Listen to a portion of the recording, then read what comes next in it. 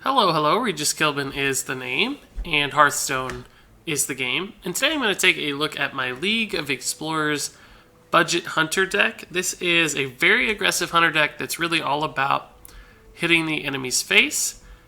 And it also is a budget deck, which means it's designed for beginners who don't have a lot of cards in their collection or a lot of arcane dust to craft it. But this one specifically is for someone who might have purchased League of Explorers and is looking for an entry-level deck that they can create using League of Explorers cards, along with a handful of cards from past expansions that they can craft. So the rules for this deck really I've set for myself is it has to cost less than 500 dust to craft any additional cards on top of the League of Explorers expansion. So this card has LoE cards and 500 or less dust worth of other cards, but is still competitively viable on the ranked ladder. Now, of course, this deck will not be good enough to take you to Legend.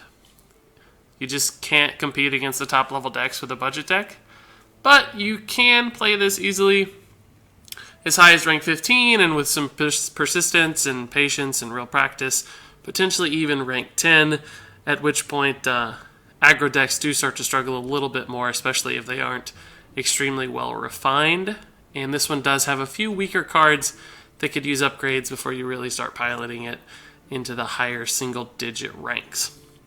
So the goal with the LoE Budget Hunter really is pretty simple. It's to get stuff out onto the board and start pounding away at the enemy face as quickly and as rapidly as possible. There are a lot of very low-cost cards, as you can see from our curve. Pretty much everything is 3 or less. We have just a couple 4-mana cards at the very top of the curve, and that's it, including a lot of 1-mana cards. Those exist to make sure that you get a good start, but also to combo with the new card Desert Camel from League of Explorers, which does take advantage of 1-cost cards.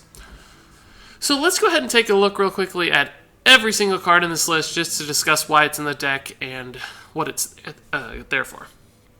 So starting off, Hunter's Mark. This is a free hunter spell that changes a minion's health to 1. This is really just there to clear taunts that might be in your way, or any really, really particularly scary minion that might be threatening to kill you before you can kill the opponent, but mostly it's just there to help you get through taunts with something like an Unleash the Hounds. After that's Clockwork Gnome. This is a 1-mana 2/1. That is a nice stat alignment for us because we do want to do lots of damage and we don't care too much about the health of our minions. Also has a nice little death rattle that adds a spare part card to your hand, and those can be pretty useful from time to time. Now, normally in an aggro hunter deck, you wouldn't be running Clockwork Gnome. You'd be running Abusive Sergeant in its place, just because this can pump out more damage.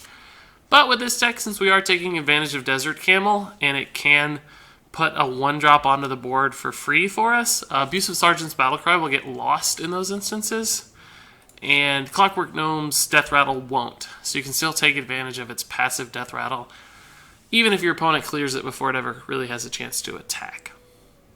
There's also Leper Gnome, another 1-drop that similarly does something when it's pulled from Desert Camel, even if the opponent answers it immediately.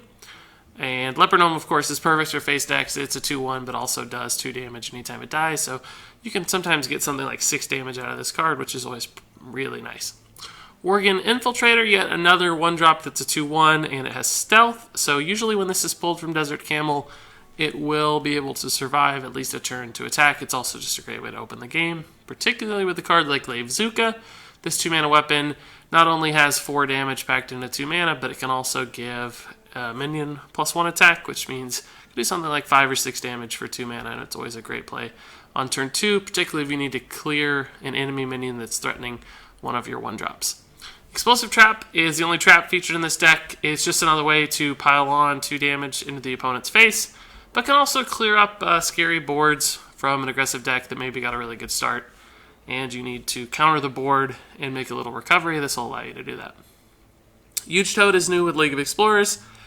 This is one of the first beasts in this deck, and it is actually nice to have beasts in this deck for 2 reasons. Kill Command is the first. Having a beast will make this do more damage, but also Houndmaster is in here to buff a beast, so a 6-mana play with Huge Toad into Houndmaster is pretty solid as well. Plus 3/2 is just a good body to have, and the Death Rattle will deal 1 damage to your random enemy. Sometimes that'll be nice if it hits the enemy face, or clears off like a little token minion that might be threatening one of your 1-drops. Jeweled Scarab is a little bit of a slow card for this deck, since it's just a 1/1 for 2 mana. It's not really going to be your ideal turn 2 play unless you're just totally digging for cards. But it does help you extend your options in the late game if you draw it. You can draw into a 3-cost card, and if you look at Hunter, they actually have a lot of fantastic 3-mana cards that are great for aggressive decks. Eaglehorn Bow, Animal Companion, Kill Command, Unleash the Hounds, Desert Camel, even Stable Master's not too bad. So there are quite a few different things you can draw into with Jeweled Scarab that can dig out a win, because a lot of these things do instant damage, right? So it can be great when you're searching for lethal or just for beast synergy from time to time. Animal Companion, of course, can spawn 3 minions, all of which are usually pretty good for aggressive decks, and it's just super high value for a 3-cost card, and it's a spell which can sometimes matter if you're trying to avoid minion played effects like Mirror Entity. Kill Command is your big burst damage spell. It's 3 damage at base, 5 if you have a beast. We have lots of beasts to trigger this, so usually we want this to hit for 5. If you have 2 in hand, you can do something like 10 damage in a single turn for 6 mana, which is really, really scary for the opponents. Unleash the Hound summons a 1/1 Hound with charge for every enemy minion on the board.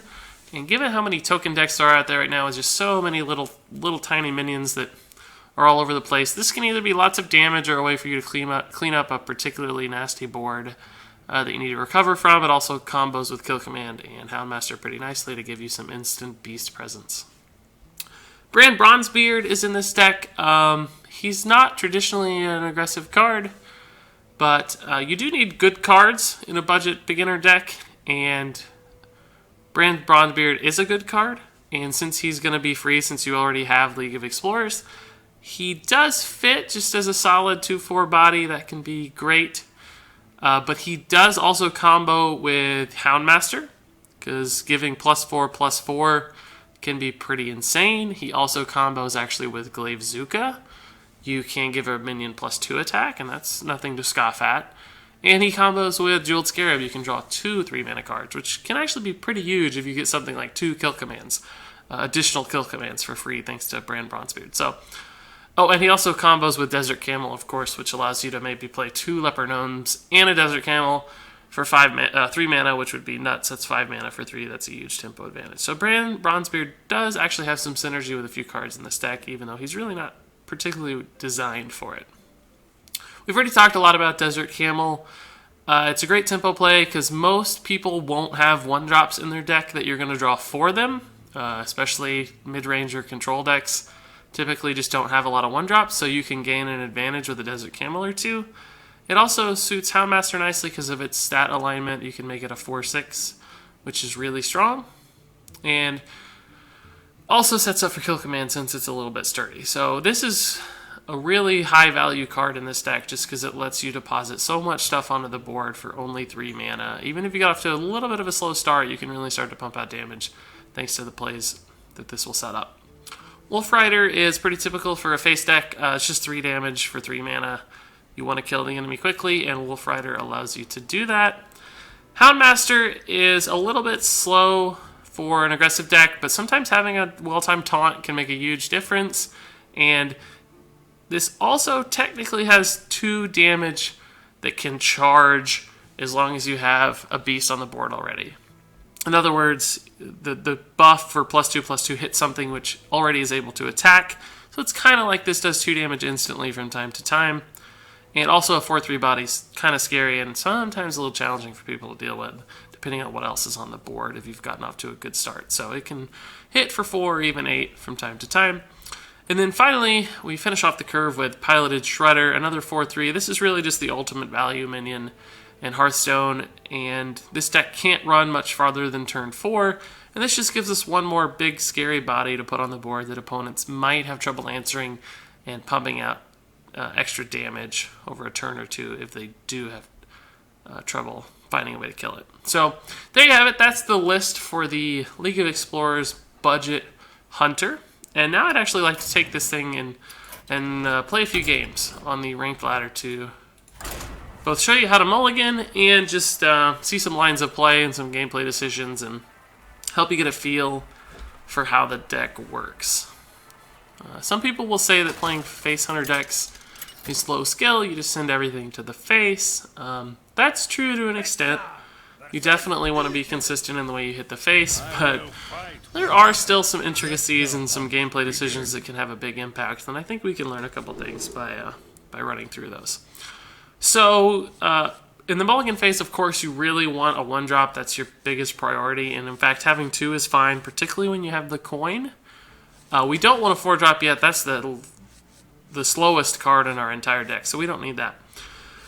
But we are potentially going to keep Unleash the Hounds just because Paladins can play a lot of little minions, and this might give us a way to clean up the board pretty easily, or just do a lot of extra damage and force him to respond. We may not end up using this right away, but we have enough other stuff, and we'll draw into more stuff that I feel safe keeping this for now. So that's...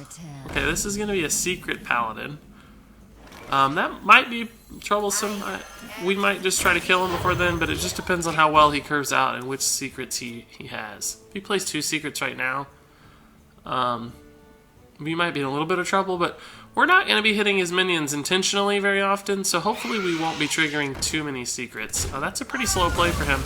It's interesting that he chose to give us the Rusty Horn instead of killing the Leper Gnome. If I was in his position, I would have killed the Leper Gnome and delayed the spare part, because this gives us options.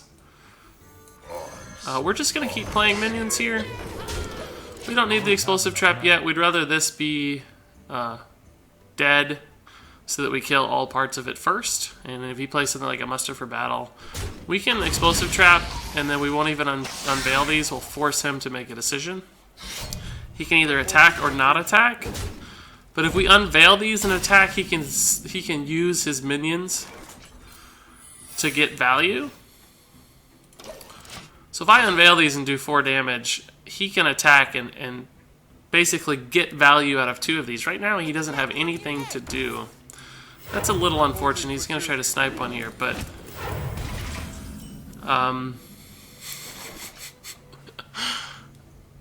his board is full. He can't play another minion. He has to either consecrate these off or attack eventually. So I think we're just going to sit. He can't even play a minion to kill these from Knife Juggler at this point. So he's either going to have to draw into a consecration to kill these. It really doesn't even matter. He can't play anything else. He has no way to kill this stuff without attacking. So he either wipes his board... There, he just had to wipe it. So he actually wasted a turn and didn't accomplish anything. That worked out really well for us. That's actually annoying. We need a beast. That's a beast, but it doesn't...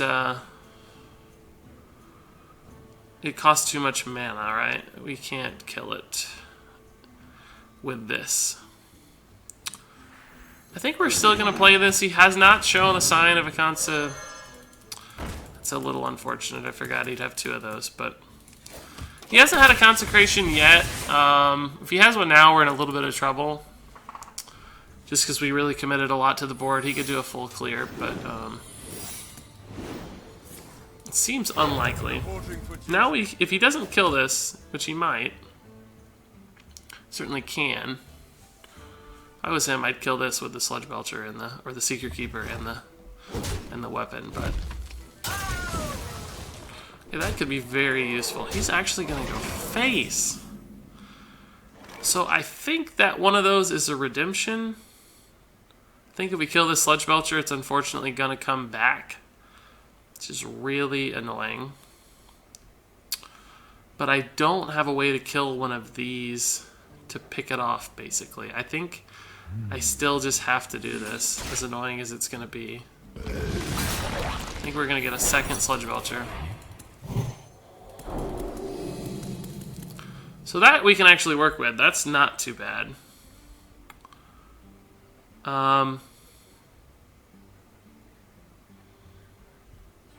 This is probably gonna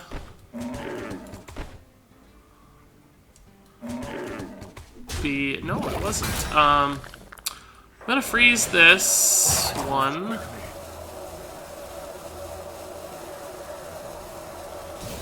And I'm gonna play Explosive trap. I'm sorry, I'm feeling a little rushed here, certainly. Oh, I forgot that buffs his too. That's okay, it didn't actually matter, but we should have frozen this one instead of this one, considering the buff from our secret. He's down to 12. If he plays a lot of minions, we can sure pump out a lot of damage here. Okay, we might just have lethal, looks like. Yeah, we certainly do.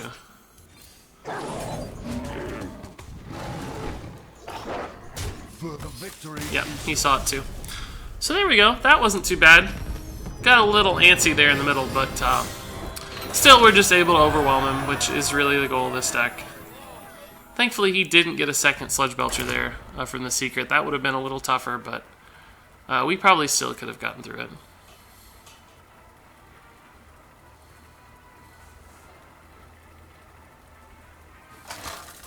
We'll probably just play 1 or 2 more games of this deck. It's really doesn't take too much to learn.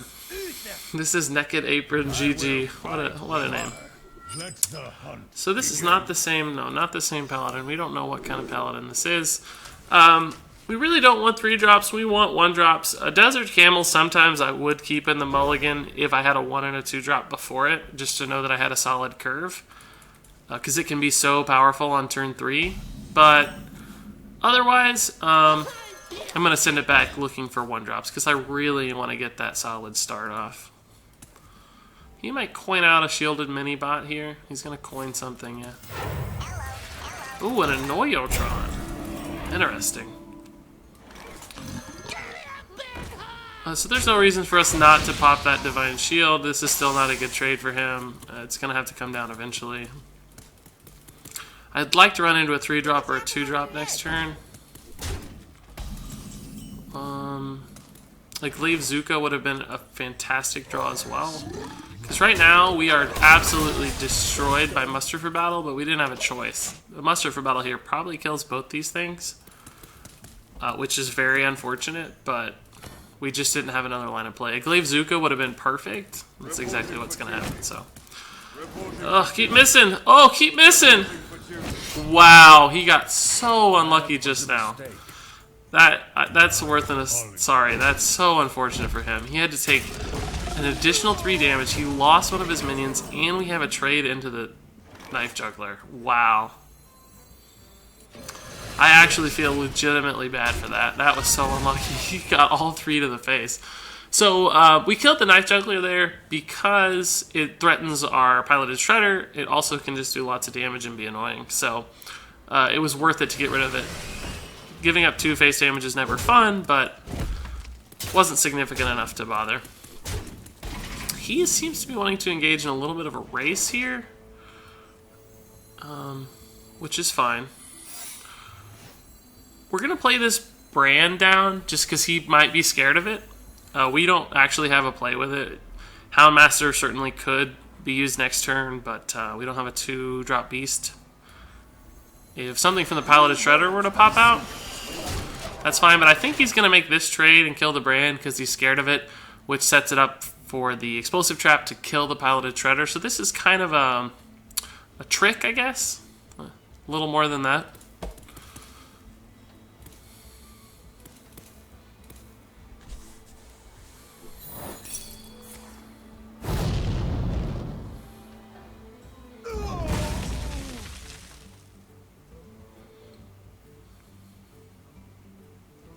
So that worked out precisely as we expected. It looks like he's going to trade into the Brand, even though...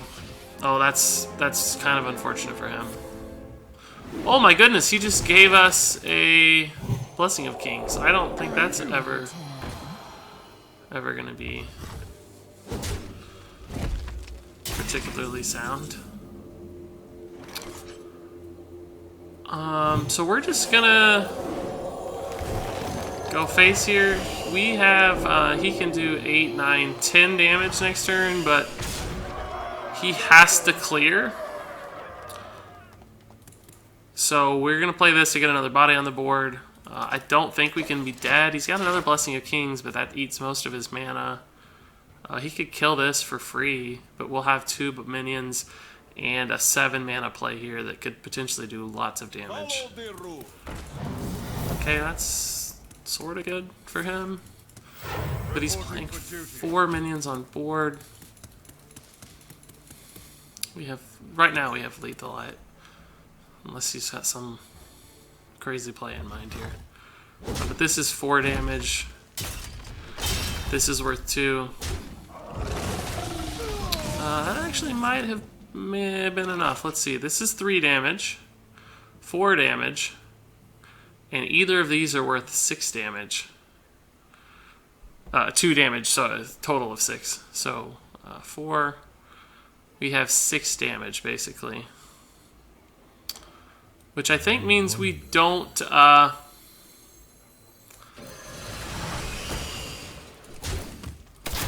we don't play that yet. He still has 8, 11, 12. True Silver doesn't have the mana for that and the Blessing of Kings, so he has to either trade or have something I haven't thought of yet. That might get in our way, but I think Unleash the Hounds gets around that pretty well, so I don't think we care too much about the Mysterious Challenger. We just need a few minions here to stay alive, basically. He can't kill this, so... He might... Okay, that's actually important that that's alive. I have to think about the math here, folks. Play one more thing if you've got it. Play a Zombie Chow or something. Okay, so that doesn't help us any. We're definitely going to do this because we have to... Actually, we can just do this.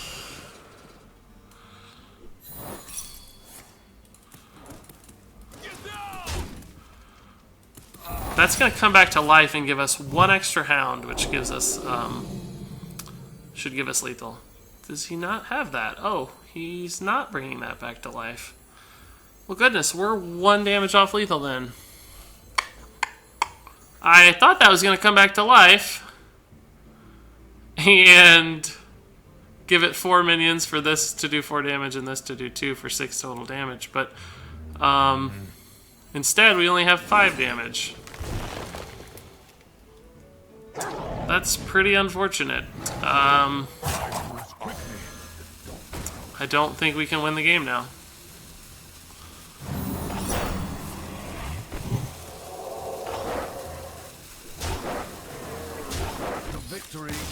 Oh, he gave up, but we actually didn't have lethal. That's intriguing.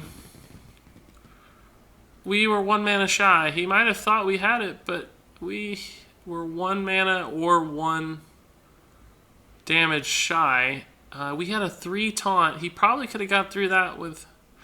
Yeah, I think he just realized he didn't have enough damage to finish us in next turn. But shoot, this was 7 attack. This was 6. That's 13, 14. Plus, he had to Unleash the Hounds, I know, because I gave it to him from the Cho, which would have been 4 more minions, which could have cleared the taunt, which would have given him 13, 14, 15 damage. We were at 17. He would have had to find 2 damage to win the game. That's 2 secrets. It's a consecration. That's a true silver. Oh, he had the Blessing of Kings, too. I feel like he would have won that game if he hadn't conceded. Blessing of Kings plus Hounds is 7 mana. Yeah, he certainly would have. That's intriguing. He might have missed that one. So we'll play 1 more game. Okay, I had a few technical problems, but I'm back with 1 more game as promised. Sorry for the slight delay, which you didn't know happened. So I guess we're 2-0 so far. And I'd won a couple games immediately before the stream of this deck as well.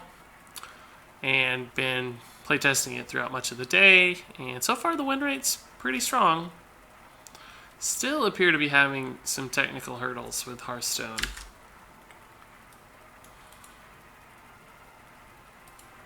It seems to be frozen.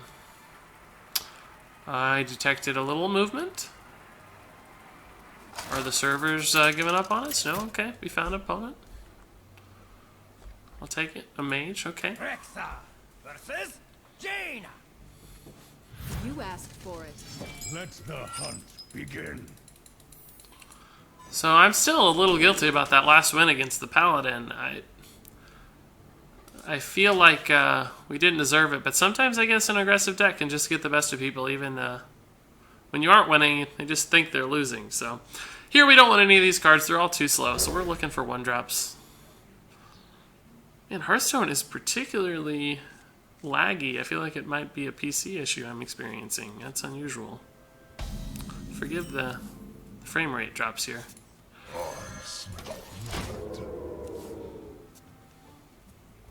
So we got our turn 1 play. That was really nice. We were missing something until then. The mulligan didn't work out that well. Here we're going to play the Glaive Zuka, and in a very rare trade, we're just going to go ahead and kill this because it's so convenient, and we have a strong turn 3 follow-up.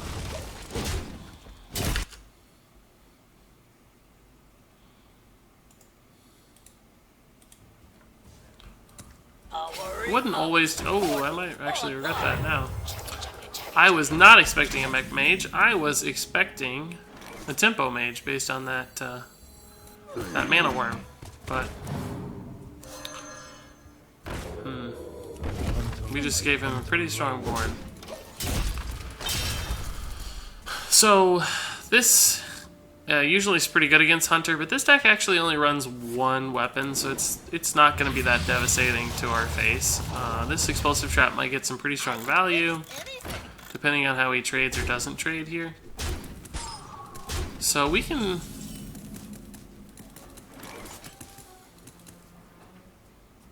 This is a nice turn 5 combo. We'll get 2 3-drops, which might be enough to win us the game. First kill. I'm going to run this into the face and run this into the face and just Explosive Trap Hero Power. We've got a turn 5. If he wants to make some trades, he can. If he goes face, most of the things are going to live, but it sets us up pretty well for a potential Unleash the Hounds or trades. It's just really up to him at this point how he plays it. We are denying at least 3 damage from the Cogmaster, but that's pretty tough for us to deal with. He's going to run one of these in now. We're falling behind quite a bit here. I did not anticipate the big tempo play of the Mech Warper into the Snow Chugger. That really helped him gain the board back. He's got a decision to make there.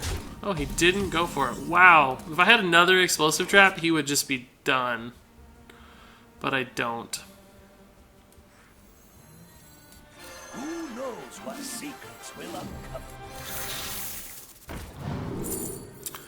Unleash the Hounds is definitely the strongest card there, no doubt about that. And I'd rather have something more active. I was really hoping for like a Kill Command or an Animal Companion. These are a little slower cards. I wish I had the mana for Stable Master right now, but I don't, so I think I'm going to take Desert Camel just because it fits our...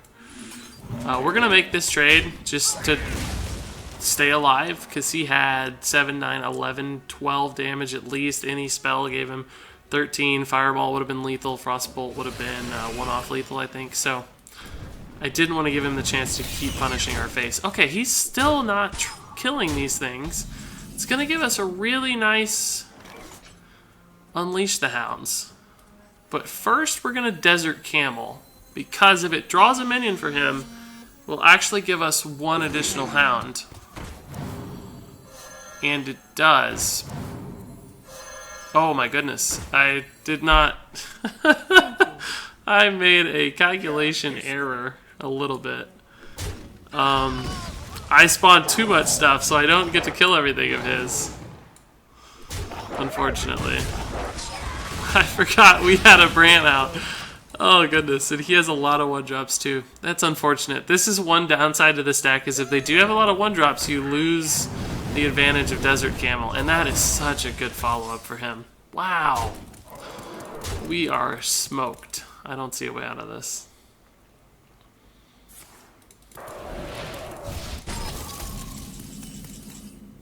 No, we can actually put out quite a bit of damage, but this is the maximum amount of damage we can do, but it's not enough. It's close. Pretty close. It was a slight miscalculation there with the the brand Bronzebeard Well played. Desert Camel, but that's okay. That's how you learn. We gave ourselves too many minions to fit all of our hounds.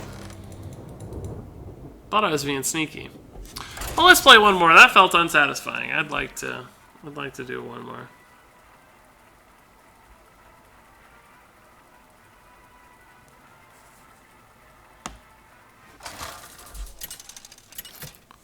We really lost that game on turn 2, not at the end. It was really tough to come back from that mech warper into For Doomhammer. the second mech, Hunt begin. the Snow Chugga. Okay, so here again, 3s are slow, 4s are slows, but a pair of Clockwork Gnomes is going to be just fine, especially if we get a 2-drop and we can coin them out right away. We may not coin them out. We don't get a 2-drop, and we'll save the coin for Desert Camel on turn 2. And potentially Wolf Rider on turn 3. That's a pretty solid curve. Yeah, so we didn't get the 2-drop, so for now we're just going to play 1.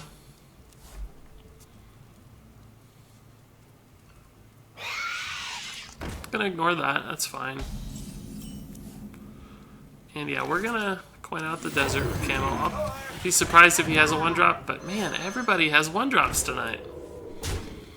It's actually not a big gain for us. We lost a little bit there because it's the Zombie Chow.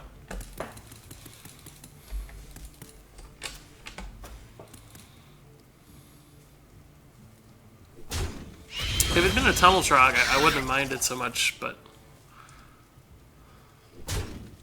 We made an interesting decision there. We're gonna pull the same trick we pulled previously with the Explosive Trap, I think. He won't be able to trade. He might just sit on it, though, and heal the Zombie Chow up another turn.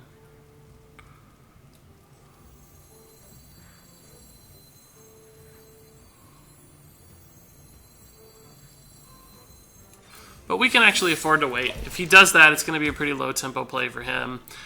This sets up so nicely for Unleash the Hounds if that becomes a possibility.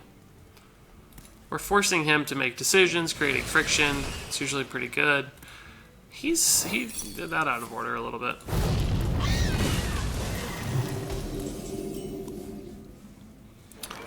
I wonder if this will get us a second Zombie Chow or not. I'm willing to find out. Did not. Okay, so we finally gained it there. We're gonna go ahead and use this freeze on the Shredder just to protect our Desert Camel and gain a lot of board initiative and potentially 6 extra damage next turn. Okay, that's a little annoying, but it's gonna Rock Biter the Leopard Gnome. I don't mind that. It's getting 4 damage and we didn't even play it. It came out of the Desert Camel, so that's a pretty big win for us. So we have to get through these Spirit Wolves eventually. He is going to be pretty low on mana and cards next turn. We can just run these 2 in to kill one of them. I think we'll go ahead and use the Wolf Rider to clear the second and play both of our minions. First kill. Makes me a little sad that we're not doing damage, but this thing doesn't trade well into anything anymore. He only has 4 mana and 4 cards to work with, and we have a solid body plate and hero power next turn. Or we can even get through a taunt, potentially, if we have to. We've got options. He took out the beast. That's the right play. That's something we would have to kill, but he used 2 Rock Biters already, right? So I don't know if I worry about it too much. That's an Earth Shock? No, a Hex. He hexed our Leopard Gnome. Okay. I respect it. He's very worried about what he can do. So this actually works out pretty neatly. I'm going to kill this just because it could get out of hand. I don't want to have to worry about it. And this is a neat play. We get to use the Hex Frog to attack. And the Piloted Shredder is a perfect follow-up. He really would like to have that Hex for this, I'm sure. So this is a beast, take note. So it will activate our kill command if it stays alive. And do we happen to have lethal just yet? Let's do the math here, folks. We have 4. This is 5. This is 7. This is 12, and this is 14. We're 1 damage off lethal. I think that means we just ignore the Dr. Boom for now. The likelihood of him having a heal seems very small. But actually, since we'll take him to 1, and the difference between 1 and 2 is nothing, given our hero power hits for 2, let's just go ahead and kill the Dr. Boom. But first, we have to kill Command to make sure we get the extra damage here. And we're going to do this in a way that might just make him think he's dead. If he concedes, he concedes. He didn't give up, so he might think he has a chance still. Might mean he has a heal somewhere. That's intriguing, because usually he'll know he's dead to the hero power if he can't kill us this turn or heal. He might have something going on where he's just playing it out, and that's fine too. Yeah, that won't do it. Yeah, that's just going to be game. So, we made the right play there. I don't want to be him, but I like to see what we get. Just curious. That would have helped us last turn, but well played. So again, that worked out pretty well. This deck, you should expect to have very few cards in hand at the end of your games. You want to be using your hand as much as possible and pumping out damage quickly. And that's how you win. It's really not too tough, but there were a few little intricacies and mulligan tips that I think are important to get right, or you'll leave yourself in a pretty bad spot. So that's the League of Explorers Budget Hunter. I believe we went 3-1 or 4-1, and we're ranked 12, but this is still about halfway through the season, or actually less than halfway through the season. So I've noticed quite a few legend card backs at these ranks, and these are high-quality players still at rank 12. And it's better than a rank 12 at the end of the season, so it wouldn't be surprising to see someone take this deck all the way to rank 10 or beyond, given just how likely it is to win against pretty competitive top meta level decks. So thanks so much for spending some time with me and the League of Explorers Budget Hunter. I've certainly enjoyed it. I hope you have too. Do leave any questions you have in the comments. I'm happy to answer any gameplay decisions we made or talk about replacements or upgrades for the deck. I love to hear from all the viewers out there, so don't hesitate at all. I'll be happy to leave a comment and response. And thanks again for watching, and until next time, game on.